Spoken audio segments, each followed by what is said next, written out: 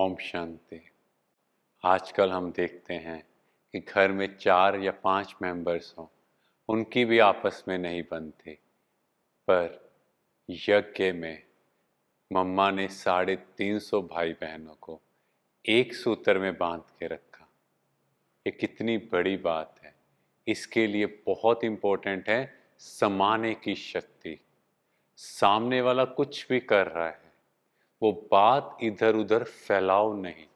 मम्मा को किसी ने किसी के बारे में बात की तो मम्मा ने वो बात कभी बाहर नहीं आने दी। उस बात को अंदर समा लिया। सिर्फ अपनी बात उस शिव परमात्मा से की, उसके अलावा किसी से कोई बात नहीं की। ये बहुत इम्पोर्टेंट है, क्योंकि संगठन में अगर बातें एक दूसरे की होती जाएंगी तो बातें बढ़ जाएंगी। और अगर हम किसी की कंप्लेंट सुनेंगे तो हमारी भी कंप्लेंट होगी। तो इसीलिए बहुत इम्पोर्टेंट है एक की बात दूसरे को नहीं बताना। और मम्मा तो इतना सूक्ष्म में कहते थे कि अगर पेट का रोग है, पेट में प्रॉब्लम है, तो आपके चेहरे पर भी ना आए, वो बात पेट ही संभाले। मीन्स समाने की शक्ति। और अगर कोई किसी की कंप्लेंट भी लेके आता था तो मम्मा कहते थे पहले उसका एक गुण बताओ, उसकी क्वालिटी बताओ। जैसे ही वो व्यक्ति जिसके बारे में कंप्लेंट करने आया उसका गुण बताते, तो धीरे धीरे उसका ध्यान अवगुण की ओर से कम होता जाता। तो इस तरह मम्मा सबको एकता के सूत्र में बांध कर रखते थे।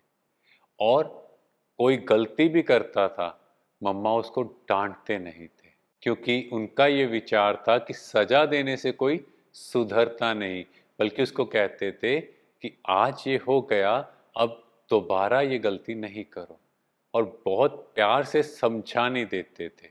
उसके बाद कुछ लोग कई बार फील करते हैं जैसे हम ग्रुप में रह रहे हैं तो अलग रहते हैं।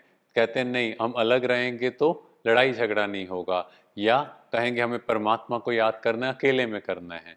तो मम्मा कहते थे जब संगठन का टाइम है तो सब इकट्ठे बैठो, पर जब अकेले में उसको याद करने का समय है तो अकेले में करो।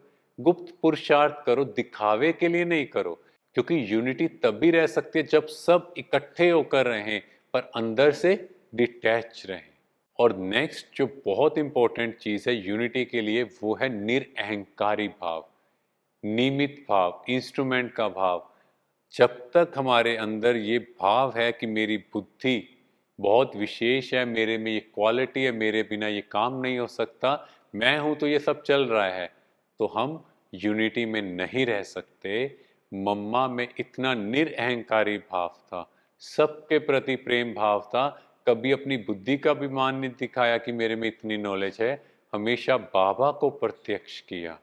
और इवन सेवा पर भी गए तो कोई पूछता था सेवा कैसी थी, तो मम्मा बोलते बस सेवा अच्छी थी। उसका बखान नहीं करते थे मैंने ये किया। क्योंकि एक संगठन में सबको एक साथ बांधने के लिए जेलस का फैक्टर भी तो देखना है कि ये इतना कुछ कर रहा है, इसका नाम हो रहा है, मेरा नाम नहीं हो रहा।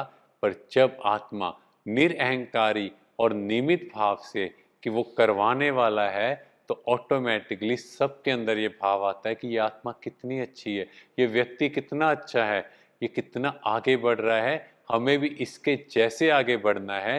पर अगर वो अहंकार दिखाए तो अंदर में कंपटीशन, जेलस का भाव उत्पन्न हो जाता है।